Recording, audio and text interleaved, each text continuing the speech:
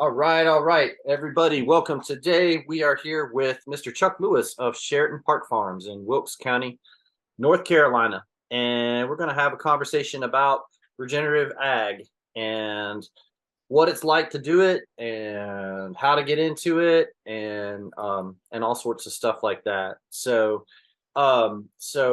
Chuck, I think a good way to start off would be with this crowd, the Doomer Optimist crowd. Now, this is a very, very heterogeneous, sort of loose network of people that connect online through this podcast or through various social media apps and stuff. But then often, if there are people that are in a similar region, we'll actually get together and do stuff together in real life and in person. And there's a few of us in the sort of Western North Carolina or Southern Appalachian region, and we've had some meetups and worked on each other's farms and done some stuff like that. So there's a real life component to it, and it's basically the common principle is people understanding various dimensions of unsustainability, whether of the ag system or the economy or environmental calamities or that sort of thing. And that's the sort of doomer part of the doomer optimism. And so people have a good understanding of various components of that, but then are looking towards the optimism part, which is like, what kind of creative responses are people making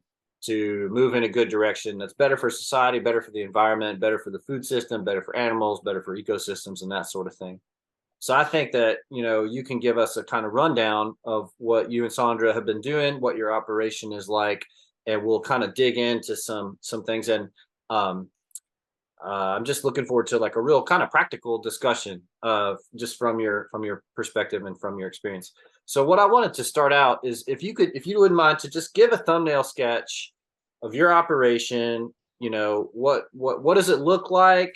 What kind of stuff are you doing? And try to paint us a picture of your operation and the key kind of stats and details, how long you've been operating, what kind of activities are you doing, and that sort of thing. So if you don't mind taking away with that. Sure. Thanks, Josh. And I'm excited to be with you guys. I appreciate the invite. Sounds like y'all got a great group, kind of old school, kind of hope for the best, prepare for the worst, work together and make it work. So I'm excited to be here. 100%. Yes.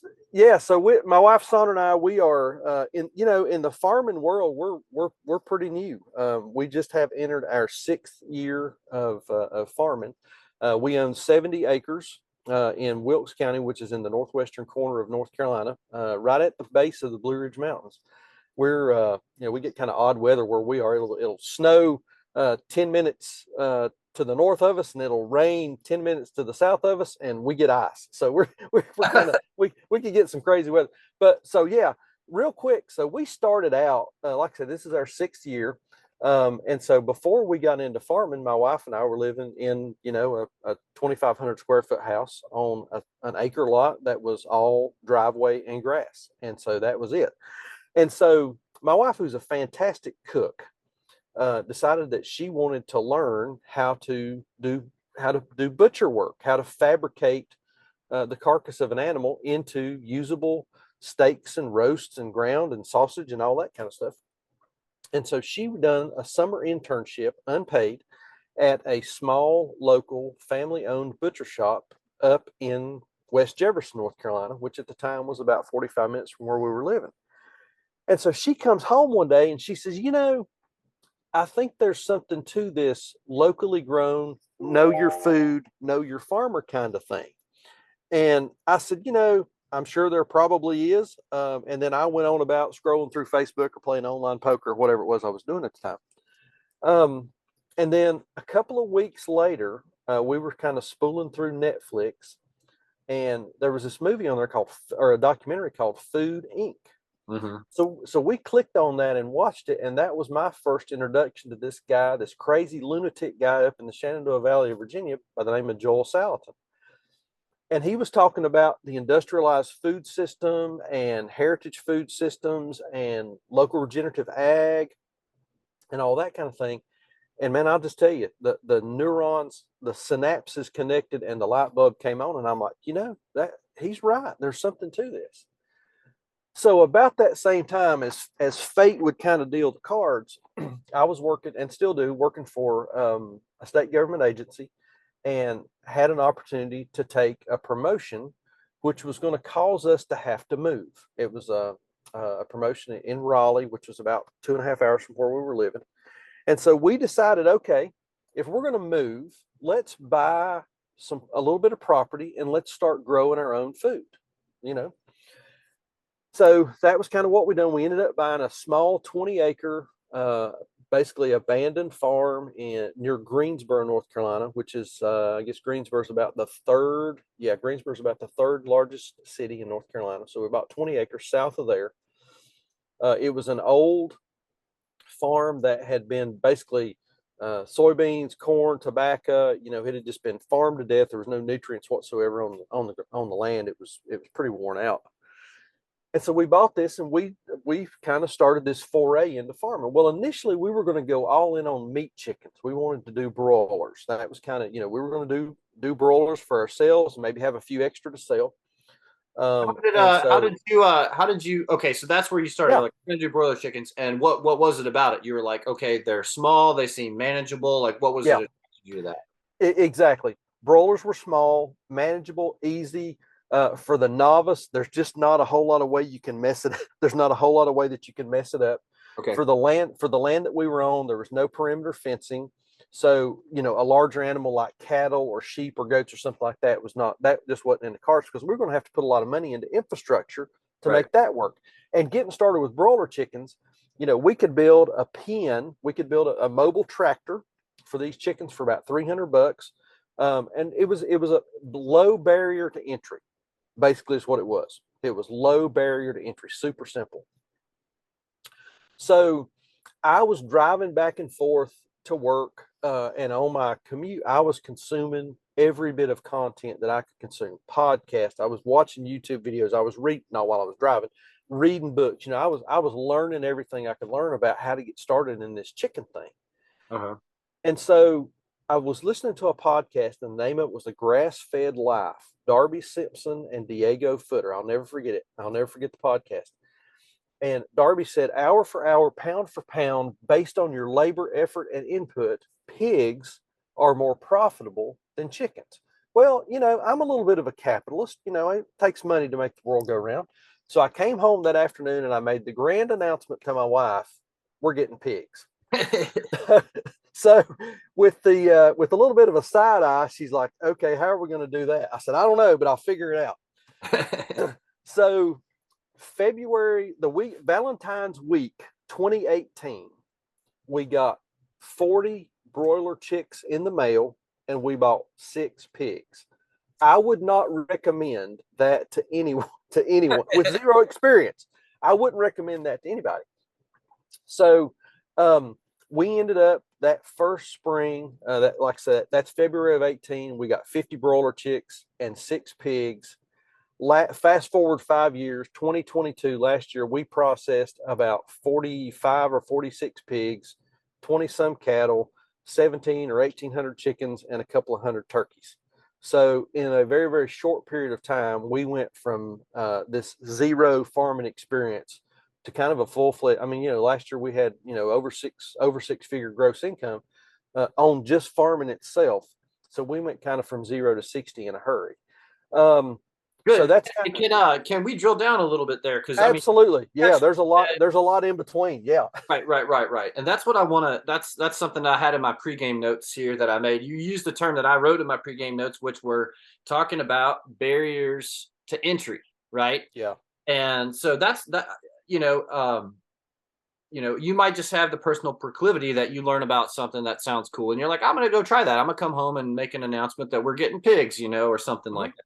Yeah. I'd like for you to talk a little bit about your understanding of different barriers to entry, whether they be psychological barriers or people maybe doubting their capabilities, not having this kind of experience, economic barriers. I mean, okay, you can do a few broiler chickens in a chicken tractor in your backyard, and the capital outlay is relatively low. But I mean, the reality is, it's not zero barrier to entry. It can be a low barrier to entry. You got to have some kind of capital. You got to have something to be able to get yourself started, to bootstrap your operation. And you kind of just went through, gave us a nice snapshot of how 5-6 years ago You start out with a chicken tractor and you build incrementally, kind of rapidly over a period of a few years to now where you've got pigs, you've got broiler chickens, you've got turkeys, you've got cows, and so on. So talk about the barriers, like your perception of the barriers to entry and how these barriers can be overcome, because I think that there probably is a big pent up demand who people would like to get involved in this kind of stuff. If you're a city person, you know, you grew up in the suburbs, you went to college, you lived in town, you worked for some corporation, and all this seems kind of probably like a bit of an alien world. I just read a statistic the other day that said that 54% of Americans that are between the ages of 11 and 24 years old have never seen a cow in real life. Oh 54, wow. right? So you want to talk Wow. about a psychological barrier of like, I've never actually, I'm 24, I'm 23, 24 years old. I just got out of college. I've heard about this interesting stuff in regen ag, but I've never even seen a cow in real life. Okay. So put yourself in the shoes of people facing these different types of barriers to entry and talk about the process of what, you know, what's needed to get started. It's not, it can be small, but it's not zero. And then you know, how do you think through the process of bootstrapping that into something that could potentially be viable for a household? Yeah, that's a great point. And I think, and this is my experience, I think that the biggest barrier to entry is psychological. And this feeling of, oh God, I can't do that. I have no experience. I've never been around a cow. You know, there's no way I could ever care for an animal and raise that up to the point that it's ready to be processed for food. But the way that you get over that particular barrier to entry is, and Josh, there's just no other way to do it. You can watch all the YouTube videos you want to watch. You can read all the books you want to read, listen to all the podcasts you want to listen to. You've got to do it. You know, you can't get into this paralysis by analysis mode. You just have to do it. And that's where we were at. You know, I had never had a chicken in my life. I grew up, my parents, you know, we gardened, and my grandparents, you know, they were kind of crop farmers. We grew tobacco when I was a kid, but we never had any animals around other than just, you know, like the family dog or the cat. So I never had any chickens.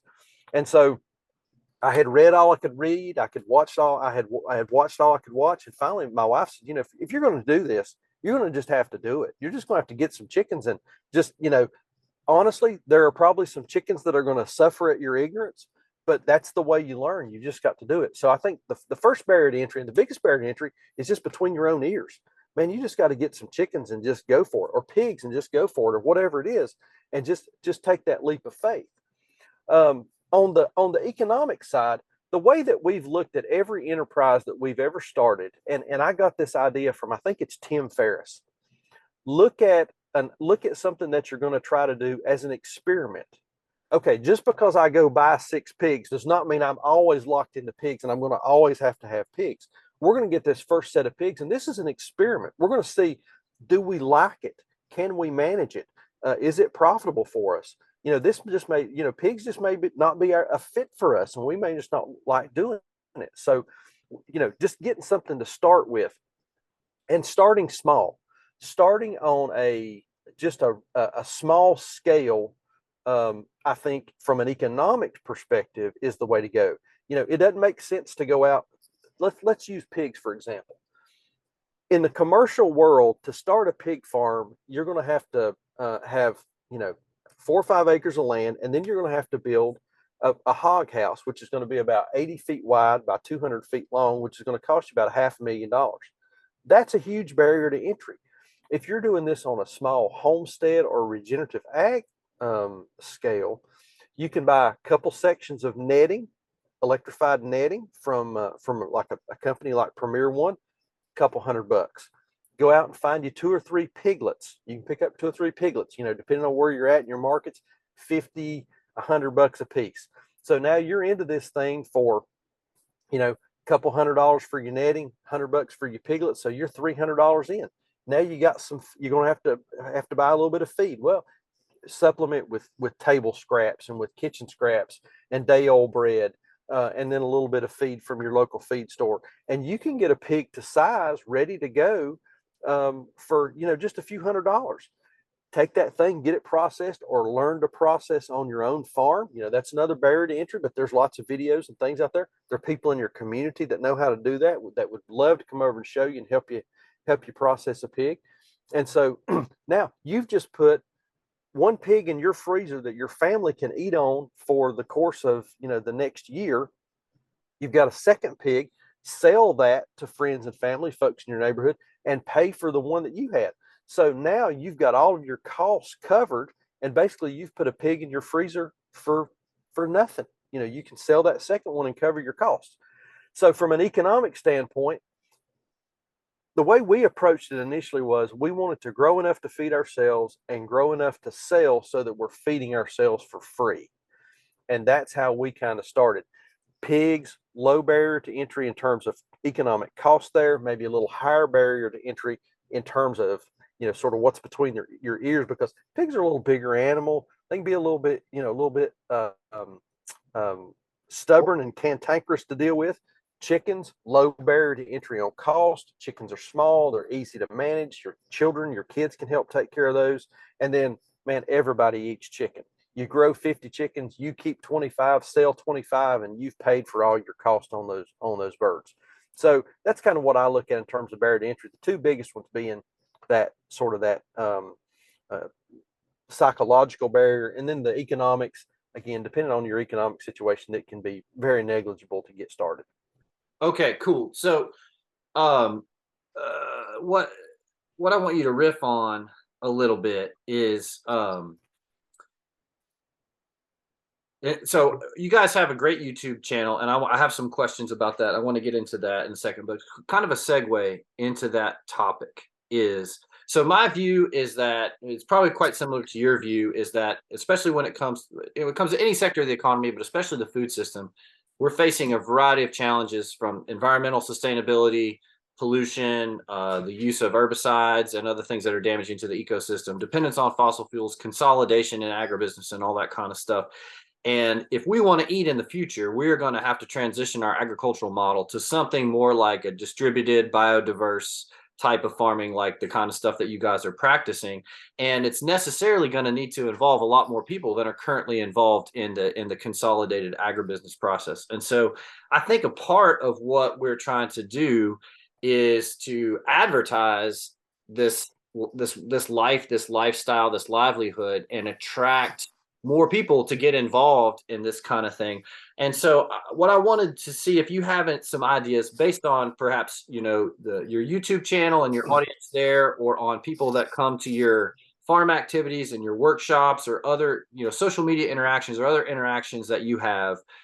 Do you have a kind of a demographic picture of the kinds of people that are interested in this kind of thing? Do you think that there are certain key target demographics in society, whether it's disaffected people working in office buildings, or whether it's high schoolers looking for an alternative to college, or what, like, where do you see are the big recruiting opportunities to match people looking for, the meaningfulness, the purpose, the engagement with this kind of life, and what's out there, and how, and what kind of, are there particular groups of people that you're targeting to try to reach with this message, or are you kind of just shotgun blast approach, just whoever listens is all good, or what's your philosophy on that transition? Yeah, so I think that we're really seeing a lot more consumer education in terms of food systems, food security, and where your food comes from. And quite frankly, I think the pandemic in 2020 really brought that to the top in the forefront of the conversation, because we were seeing, it wasn't necessarily food shortages. We had distribution issues at grocery stores because meat was hard to, meat was at a little bit of a scarcity. Mhm. And what was happening there was we have centralized our food systems so tightly to the point that if any piece of that system breaks down, then the entire system has a blip in the distribution and the way that food is being brought to the public. So, for example, pandemic, Smithfield Farms, Smithfield, largest pork producer in the nation, has a huge processing plant here in central North Carolina. Okay, they had to shut that plant down because of COVID and staff being sick. And what they were seeing was there was also, that was a location where the virus was being spread because those folks are working in such tight confines and so close shoulder to shoulder. Right. Well, what happened was the farmers were still growing the pigs. Now, albeit in this industrialized system, the farmers were still growing these pigs, but they couldn't get them processed. Well, that processing plant has such tight tolerances on the machinery that processes those animals. The animals weren't being processed in time, so they were continuing to get bigger and bigger and bigger, and so they couldn't get processed. Well, there were plenty of food. There's plenty of pigs out there, plenty of piglets out there, but they just couldn't get them into the plants. And so there was this huge downstream effect. And so back to your question, I think that really brought to the forefront of people's minds, hey, why is this? And so then we started seeing this increase in education. People were kind of starting to figure out, hey, we've got this tightly industrialized and closed system. Any part of that thing breaks down, man, the community as a whole is going to be in trouble in terms of being able to get food. And so through that, I think we've seen a huge awakening in folks that are saying, okay, maybe the answer to food and being able to feed ourselves is not at the grocery store, but it's at our neighbor's place. Josh, before about 1945, 1940 or so, there wasn't such a thing as the modern grocery store. Mm-hmm. So where was the food? The food was in your neighbor's backyard. The food was in the farmer down the road. It was in his field. And so I think we're kind of seeing a resurgence of that, folks looking to community and looking more within their sphere of their lives, not the grocery store. Okay, where can we get food? Well, we've got, Saundra and I were talking, my wife and I were talking about this the other day. We don't do a garden. And the reason we don't do a garden is because we just don't have time. So, but we still can green beans. We freeze corn. We can peaches. We can tomatoes. We put all of it. We build our larder up, but we trade for those things. Right. I trade 15 pounds of ground beef for a bushel of green beans. And so I'm trading with a local farmer, a local farm product with another local farmer to feed us. And so what we're seeing, I think we're seeing the demographic of folks that are interested in this local food thing really kind of, it goes stem to stern. We're seeing young adults at we do a farmer's market up in Boone, North Carolina, where Appalachian State is. Huge customer base up there of late teens, early 20-somethings that are looking for locally grown, ethically raised, clean food. We do other farmers markets in mid-sized towns, and that's everybody. It's middle age, it's older folks. Older folks come to us that say, hey, this is how mom and dad, this is how we raised it when I was a kid, out on pasture. When we eat your chicken, we're 12 years old again. It's like it's something whenever we were growing up. Professional people that are looking for a healthier lifestyle as opposed to just going to the grocery store and buying all that heavily processed foods, and they've got some disposable income and they want to stock up. I took 2 cows to the butcher this morning. Both of those cows are sold. One of them is a whole, the other one is 2 halves, to professional folks that have some disposable income that want to put that back for their families and have their own food security in their own home.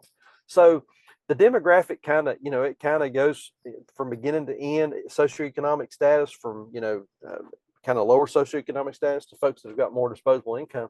So we're just seeing a resurgence in it. And I think it's just because people are becoming more educated. So what do you think is the difference in mindset? So on one hand, you're highlighting really cool evolution in the mindset of a lot of consumers. And that kind of thing can get propelled by a crisis like the COVID crisis, where people start to realize the fragility of a highly centralized food system and long supply lines and all that kind of stuff, and are looking for more household security like you're talking about. Okay, so that's a type of person that I think is becoming more populous in our society. And then there's maybe another type of person who might just be a little bit weirder, who's like, I'm not just looking to put half of a cow in my freezer from my local farmer, but I'm going to do this. Like, yeah. I'm going to get the pigs. So what's the difference, and what kind of people are you seeing that are taking that leap? And what do you think it is that's appealing to them to not just be an enlightened consumer, but to say, hey, I'm going to become a producer? Yeah, Josh, in our kind of Dilbert cubicle world, where the primary work now is more thought work. We have folks that are getting up every morning and they're going to an office somewhere, or they're working in, the back office of their home, whatever the case may be. At the end of the day, they close that laptop and everything that they've done all day long is now gone. You can't see it, you can't touch it, you can't feel it, you can't experience it. I think folks are really looking for a more visceral connection to the world. And when you go out in the morning and you move chickens and you feed pigs and you move your cows and you actually touch and interact something that at the end of the day, you can look out your window and say, I did that, I done that. That right there is going to provide food for my family. I think that that's a huge draw. I think for so long we've put so many numbers into a computer that there's no tangible outcome to. Folks are sick of that. That's not what we were created for. We were created to produce and to see the fruits of our labor and to do things that matter. And I think being able to see that you've grown some chickens, or see that you've got some pigs that are ready to go to processor, and you're putting that sausage in your freezer and you can touch it and you know that there's a tangible product to something you've done, man, I think that's a huge draw. For me personally, that was the big draw for me. I'd sat in an office for a number of years. I'd been in healthcare. Healthcare's, there's some tangible things there. You can care for a patient, ease suffering, and some of those kinds of things. But I think that this farming thing creates a skill set inside of an individual that they have a tangible outcome that they can see, touch, and feel, and I think that's huge. Mm-hmm. Cool. Cool. All right. So I want to talk a little bit about your YouTube channel. You have a really excellent YouTube channel, and you do some other pushes through social media and stuff like that. And still on this topic of the kind of psychological barriers to entry, if somebody's starting to get interested in this kind of thing, and you pull up YouTube, I mean, I don't know how many billions or trillions or gajillions of hours of content on YouTube, even just in the sector of homesteading or regenerative ag. If you want 100 different opinions on the best way to raise pigs, you can find 100 different opinions, and you have a whole gamut of content, and the conversation sometimes that floats around the doomer optimism sphere is the sort of complaining about what people will call the sort of Instagram cottagecore, where there's a sort of genre of content that sort of romanticizes this stuff and shows, beautiful people enjoying lovely produce and stuff like that, and makes it kind of seem like, this life is just some sort of idyllic thing out of a fantasy novel or something like that.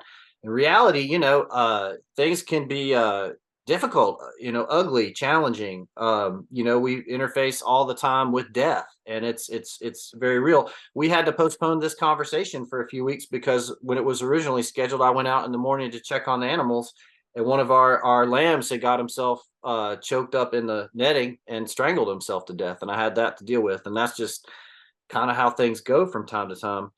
So I want to see, what you think about what's your philosophy on, we could just focus on YouTube. What's your philosophy, your approach to YouTube, how you're connecting with people? And specifically, I would like to know, how do you define and try to project authenticity? And then from that, can you give kind of general advice to people when you're going through all these videos and you're trying to find how-tos and the what and the where and the why and all that kind of stuff? How can you be judicious about choosing good sources of information, avoiding the sort of fantasy stuff or the grifting stuff or the nonsense kind of stuff, and zeroing in on stuff that works? And how do you guys try to embody that with your own approach to YouTube? Yeah, so we started our YouTube channel. We got serious about it January the 1st of 2020, just right pre-pandemic. Certainly didn't know that was coming. And the reason that we done that was, we were going to farmers markets, which was and the market that we were going to was in a fairly good sized town, and we wanted to be able to show people, when they come up and they would ask questions about the product, how was this chicken raised, how was this pig raised, we wanted to be able to refer them back over to the videos so they could see how we actually done it. So we would go out in the morning, we were doing chores, or we've been working on an animal, or whatever we were doing, and we were filming that, and that was what the video content became. And so initially we started out, again, just so that our customers could see how we were doing things. Well, one video turned into 2, into 5, into 50, and I think we're up to about 400 and some odd videos now. And so the message that I would say there is seek out those channels that you can be assured that they're actually doing what they show that they're doing. So for us, for example, we show that we're growing pigs and chickens and cows. Okay, we also have a website. You can go over to our website and look, and there's a farm store on there, and you can see, hey, these guys really are selling what they're growing, and so this is authentic. What I've found is, as I've been into YouTube now for about 3.5 years, there are channels out there that their primary business is making videos, Hmm. and the subject and the topic that they're using as content, that's all it is. It's a subject for content. We're the exact opposite of that. We're a farm that just happens to do YouTube videos on the side. We're not a YouTuber that happens to farm on the side. It's just the opposite. So seek out those channels that you can verify they're actually doing what they're talking about, and they're not just it's not just a production. Are And there, and are there are there particular things that you kind of cue into that tells you something? Like, for example, for me, like if I come across a video and somebody's like, I've designed the ultimate, portable chicken coop or something like that, and they're showing it, and it's, obviously, I mean, nothing against people who do nice production, with sure, camera absolutely, like that. yep, But to me, if I see something, a piece of like a chicken house or something like that, and the thing is brand new and it's got a fresh coat of paint on it, I'm like, no, show me this when it's covered in chicken shit. yeah, yep, Like show me this thing worn in. Like everything looks great when you first build it. Are there yeah. are there little cues like that where you're like, this is, you can really tell that something is actually being used versus it's just an aesthetic thing? Are there other little sort of tricks that you've learned over the years to be able to hone in on the really good useful content?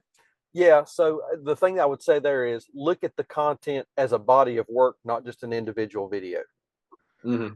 Look back and say, okay, all right, yeah, you designed a really nice new fancy chicken tractor. All right, are there any follow up videos to the use of that, or was it just kind of a one time thing? Kind of a one and done deal. So look at their work as a body of content, not just the it's the whole book. It's not just a single chapter kind of thing. Got it. Got it. Got it. Got it. Okay. Well, I've got a couple of more categories. If you still have a few minutes to touch on, Sure, yeah. great. Awesome. Awesome. Awesome. All right.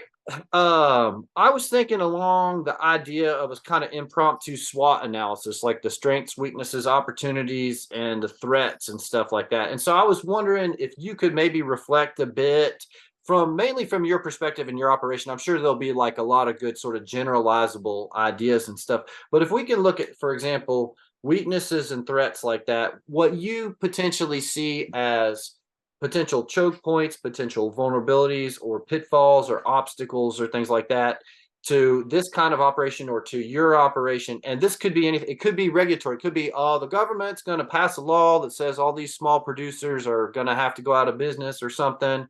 It could be energy and resource based, environmental based. You have a nice creek running down through your land. It might be that, the 100-year flood could come along and then you've got infrastructure in the way of a flood or something like that.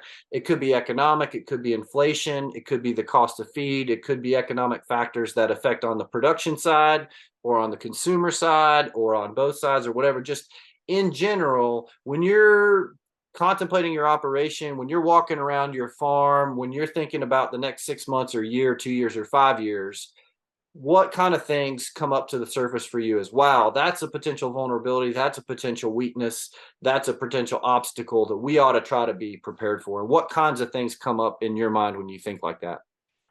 So that's a really interesting question because that's something that we've really thought a whole lot about over the past couple months. And for us, frankly, I turned 50 this year. Saundra just turned 52. So for us, it's this sustainability of labor input. So Mm. right now we have one part-time person, and so this is not an easy lifestyle. I mean, you were talking a few minutes ago about kind of this romanticized thing that everybody sort of sees through pictures and videos and that kind of thing. Man, let me tell you, this is not easy. I mean, we're up like this morning. I was up at 4:15. I was loading cows at 5:30, and it's not even lunchtime yet. I've still got a whole day ahead of me. And a farm is a 7-day a week. Don't matter what the weather is, weekends, I can't tell you the difference between a Sunday and a Tuesday. 4th of July to me is the same as the 15th of August. I mean, it all still has to happen. Right. But so for us, we're sort of thinking about now, what is our sustainability plan longer term in terms of having a labor input that we can continue, because man, we're just not spring chickens anymore and we're not getting any younger. So for us, that right now is our biggest threat, is quite frankly aging. And so that's something we're thinking about. And because of that, we're changing some stuff within our operation to match what we think is going to be our physical stamina and ability to input labor on this thing 5, 10, and 15 years down the road. So that's one thing that we're really thinking about right now. Another thing that we're kind of, we're always have our eye on the overall economic situation in the world. This morning we fueled up the truck with diesel. Man, diesel's jumped to $4.29 a gallon from like $3.29 just 2 weeks ago. So there are external economic factors that we have to pay attention to, and that's always a challenge, and something that we've got to be thinking about. Feed costs. We see feed costs fluctuate. Animal costs. We buy cows. We buy 4, 5, and 600 weight, 4, 5, and 600 pound steers, bring them on the farm, feed them out, and finish them. Well, right now, the cost of those steers, I'm paying more for a steer now than I ever have. And so that drives the cost up to the customer, because I just have to pass that along. And so then you got this external economic force that you always have to keep an eye on. So those are two big things that we're really paying attention to right now. I think we've sort of wrangled one of the big challenges, or I guess threats, that we had early on, and I think for a lot of your listeners that are thinking about getting into this, one of the threats that we have was just lack of knowledge and lack of understanding on how some of this stuff worked. I think we're kind of past that right now, but for somebody getting started, I think that that's something that you've got to sort of keep in mind. To combat that, I would suggest, reach out to somebody that's doing what you want to do and see if you can arrange a mentorship. We've done that with a number of folks that have come to the farm and spent time, and we've gone to other farms and consulted on other farms and helped folks get things up and going. So that's been a threat that we mitigated early on by studying and knowledge and learning, and now that's a threat that we continue to help others mitigate through consulting and helping them kind of get started. So those are some of the big things that we're kind of thinking about and keeping our eye on right now. Okay, that's good to think about. All right. Before we wrap, I got one more question I wanted to get you to reflect on a little bit. So obviously, a key part of the economic sustainability of your operation, in addition to producing for yourself, is being able to sell your product. And, there can be some headwinds to that kind of thing. I mean, one of the chief headwinds is that a lot of people are used to grocery store prices. And, granted, in terms of the quality of the product, it's not really comparable. But at the same time, people are used to turning up in Costco or Food Line or whatever and buying pork chops real cheap. And so, part of the innovation of this whole thing is coming up with different creative business models to connecting with the consumers that, are willing to pay more for something that's much higher quality.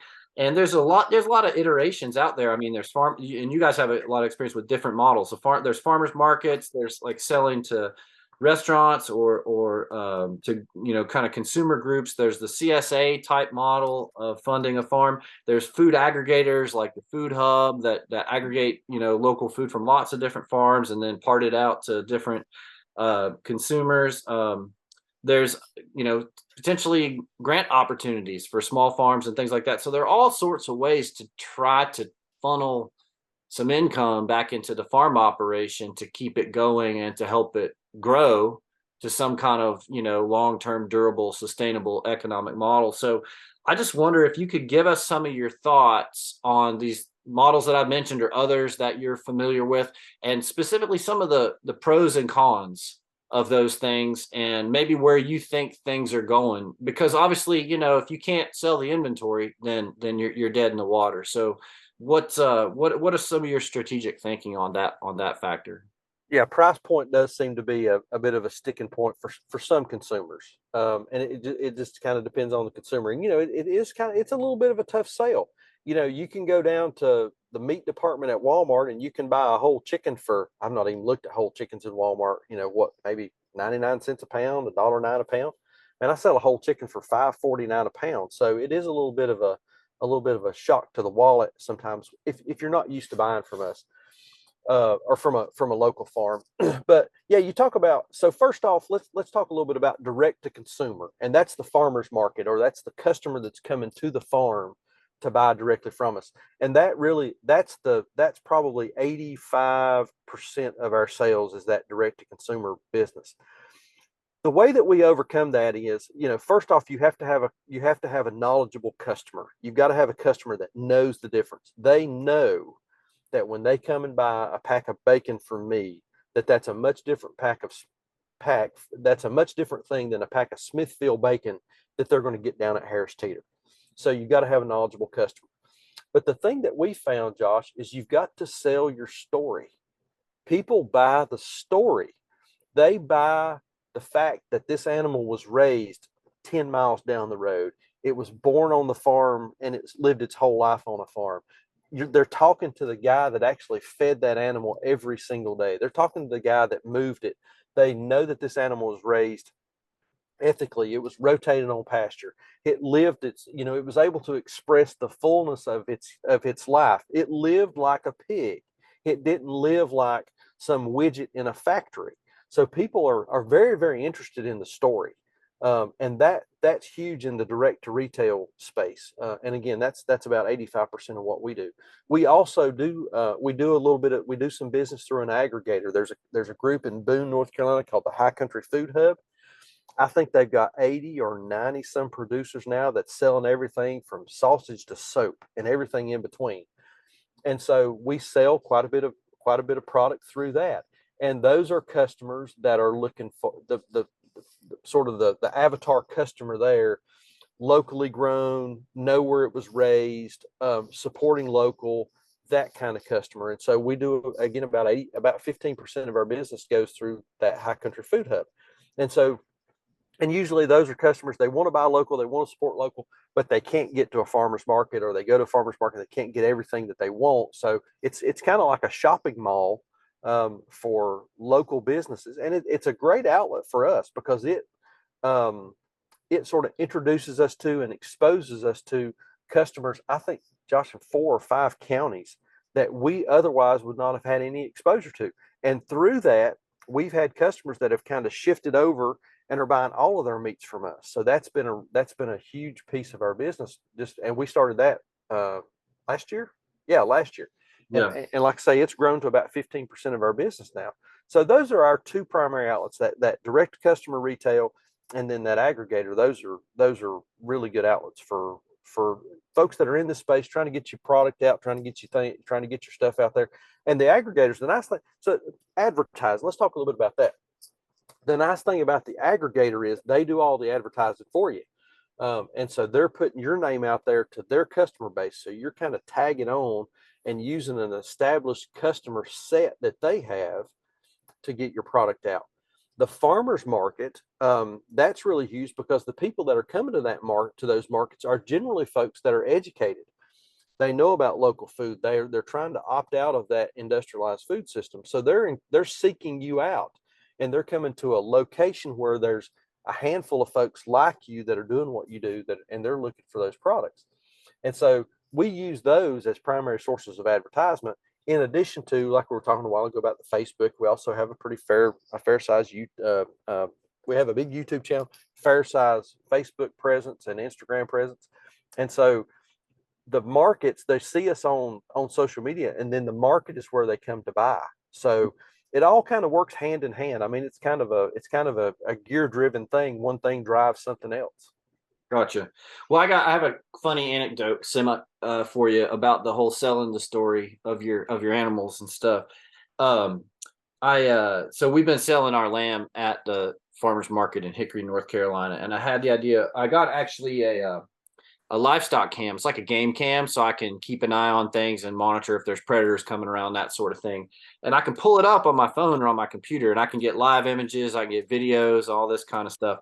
So I thought it would be clever one Saturday market to. I actually brought my laptop and a computer monitor, and I set it up at our booth, and I made a big sign that said "Live Lamb Cam," and people could come by the booth and look at the screen and see, the whatever the lambs are out there. It's not the most exciting television you could imagine with their heads down munching the grass or whatever, or hiding under the shade if it was too hot or whatever. And I found out about a month later from the market manager that I had one complaint about the lamb cam, which was that they were cute and it made the person sad about buying our lamb. Oh, oh man, yeah. So, but anyway, uh, so I totally agree with that idea about. Oh, well, here's what I was going to ask you. Maybe this is a little bit more of a personal question about your pricing and about your strategy on your pricing. Mm-hmm. Is that, like you're saying, the price point thing can be a real crux of the situation? And Is your philosophy more like our prices are firm? This is what we charge. This is what we need in terms of covering our costs. This is what we feel that this product is worth, and we are drawing a firm line in the sand around that price. Or do you tend to be more flexible? I mean, this past since April has been our first season selling at a farmer's market, and I feel like I've had somewhat of a flexible attitude about pricing to try to find a sort of happy medium of like, okay, well, this is what I would really like to get considering our costs and all this kind of stuff. But if I put that price up on the board, then maybe I'm not going to sell as much. If I drop it down a little bit, maybe I'll sell a little more. And I've been kind of trying to be flexible and find a sort of equilibrium price that we can sell for. And is that kind of how you think about it in your approach? Or are you more just like, no, this is the price, and if you want to pay that, you can have it. And if you don't want to pay that, then, thank you for your interest, and that's it. Or is there some other philosophy you have on pricing? So that's a great question. That's really interesting. We've sort of evolved. So when we started out, we were a little bit more flexible on price because we needed to move product. Right. We needed to have some sales, and so I would be willing to take a little bit less to get a sale. Now I'm pretty firm on price because we've got a good customer base built up. I know I'm going to sell that product. And that was another thing. Early on, I had sort of this psychological thing. Oh God, what if I don't sell it? Right. How long? I'm going to have 100 pounds of hot extra sage sausage for 15 years. It'll never go away. So I've got to sell this stuff. Well, over the course of time, whenever we see, we pick up, let's say that we pick up beef on Thursday from the butcher, and it's 2 cows, and I've got filet mignon and ribeyes and New York strips and sirloin steaks. All of those are going to be gone by Saturday afternoon. So I'm not going to take a reduced price on something like that because I know it's going to sell. And right. that's been an evolutionary thing just from a business perspective of doing it for a couple of years and knowing, it's going to sell, it'll move. Now, one thing we will do is if we end up with kind of a glutton of a product and we're sort of overstocked and we kind of need to move it for space, we'll do a we'll do a little weekend sale. Yeah, we'll 10% off or something like that. And we advertise, we've got an email marketing list, so we collect email addresses and we'll blast that out through email. Say, hey, this weekend only, chicken breasts are going to be 15% off. Pre-order here. And so we can drive people to the website and they'll pre-order on the website. We can move product like that. But let's touch on this real quick. This is something that we haven't done yet, but I am super interested in because there are a few other vendors at the market where we sell, where like a place that does raw cow milk and goat milk and stuff like that, and they have on the market they have a pretty steady stream of people that come by who've done a pre-order and are just coming by to pick up their order. And I'm kind of like, this is awesome. Like, it would be great for me. I tell you, one lesson that I've learned is it's apparently impossible to predict what's going to sell on any given day. At least. Oh, dude. I'm like, I better just bring a little bit of everything. I might go 6 weeks and not sell a single package of spare ribs or something, and then somebody comes and buys 6 packets. It's like, it's impossible to predict. I just got to bring a little bit of everything. And I'm like, man, if there was an element of predictability where I know I'm going to pack up XYZ for this person, and I know that it's they're going to pick it up. So like what, and so I'm kind of curious about people who have done this, and what are the kind of the steps to entry to getting into this, where people they take the time, they contact you, or through the web or however it's done, and to have that sort of like pre-order operation going. How do you do So, that? so man, first off, I've got story after story of trying to predict what's going to sell this weekend, and I'm wrong 100% of the time. That's the only consistent in predicting what sales are. I'm always wrong. Um, so so we use, and there's a couple different ways to do this. We use an online platform. It's called Barn to Door. And it's a platform where we can go in and we can list all of our products, and customers can go online. They can order what they want, and then they can select the market that they want to pick that up at. And so we this year especially, we've been really pushing folks to they would come by the market and say, "Hey, do you have any chorizo?" "No, man, I'm sold out." Daggone. I'll tell you how you can get some though for next week. Go online, place your order, you pay for it online, swing by here, pick up your bag, and boom, you're off and going, and you get exactly what you want. So we've used this kind of to ensure you get what you want, order online. So that's one thing that we've done, especially whenever we've had product that we've ran out of. Another thing that we've done is, as folks would come by, and they would sort of be shopping and they would pick up what they would want, I would just casually mention it to them. "Hey, did you know that we offer an online service where you can order online? Just pick whatever you want. You get full choice over there. You don't have to worry about showing up late. You get exactly what you want. Order online, swing by, pick it up. It's ready for you." So we've been kind of training our customers to do that. Now, you can do that without a fancy online system. Get you some business cards printed up and hand out a business card. "Hey, if you'd like to pre-order, just send a text to this number right here. Yeah. Hey, for the Hickory Market on Saturday, I need a pack of spare ribs, I need a pack of lamb burger, and a couple of loin chops if you've got them. Right. Leave, and I want to pick them up in Hickory." And so you can, as long as you're not doing 500 of those, that's pretty easy to manage. Just with just a text, and with just a text. There are also some text programs where you can kind of build text lists of phone numbers of folks that really cheap and reasonable. We use MailChimp. I think I've got like 400 some.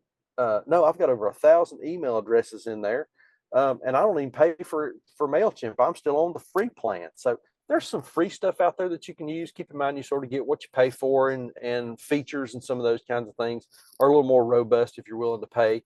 But I think, just mentioning to customers that you have that option, because, we live in an Amazon world, man. I mean, everybody's used to going online and ordering their dog food and their diapers and their batteries, and it all shows up at their door in 2 days or whatever the case may be. So kind of play to that. Hey, if you'd like to order online, just send us a text, man. We'll have it here for you next week when you come by.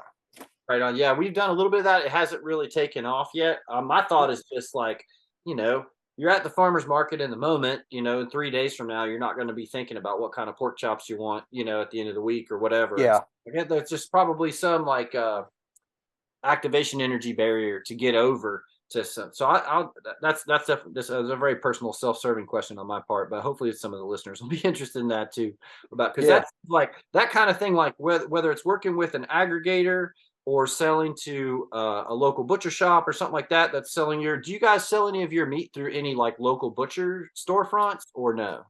No, not anymore. We for a couple of years we had an agreement with just a small locally sourced grocery store in High Point, and we were selling them some product, but they've since closed. And quite frankly, I don't do any restaurant business. A couple of reasons I don't do any restaurant business. Number one, they want to buy your prime stuff at a reduced cost. We had a really nice restaurant in Greensboro that wanted to buy all of our pork chops at 20% off. Well, man, I can sell all of my pork chops at full retail in 2 Saturdays. I don't need that business.